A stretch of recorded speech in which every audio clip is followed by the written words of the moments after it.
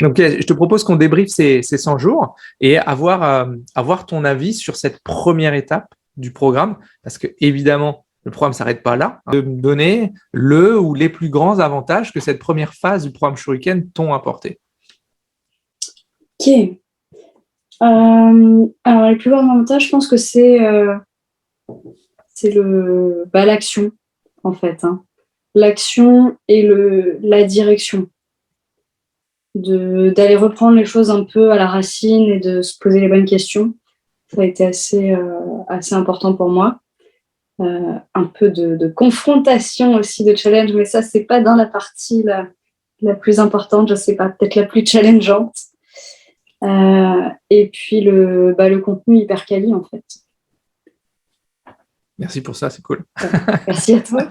Tu vois que non, ça me fait plaisir parce que c'est tout ce que je vous partage, c'est du vécu, c'est du testé, c'est du plus que testé. Donc, quand je vous dis tout le temps, voilà, en dessous de 20 feedbacks, c'est une anecdote parce que j'ai testé chaque stratégie comme un fou furieux, comme un forcené. Good.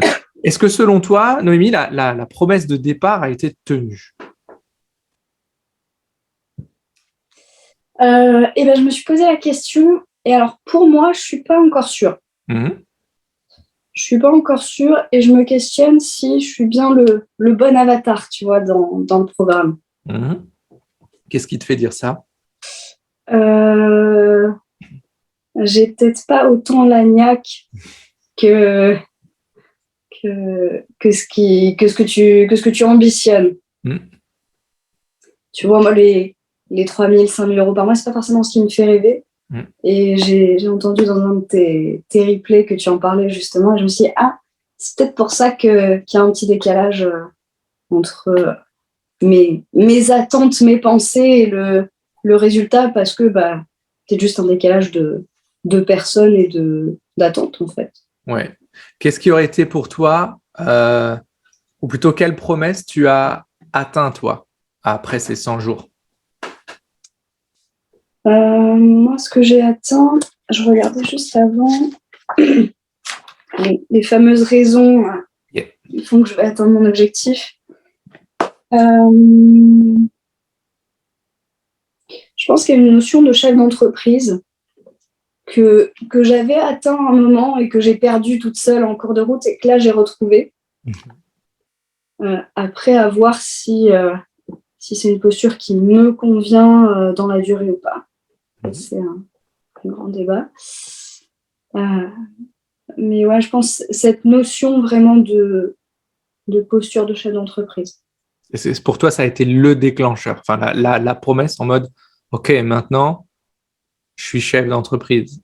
Je suis plus entrepreneur, porteur de projet, on appelle ça un peu comme on veut, c'est ça? Ouais.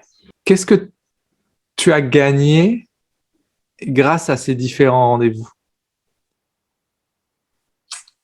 Je pense que ce que j'ai le plus gagné dans le programme en totalité, c'est de m'écouter et de me faire confiance, en fait. Yeah.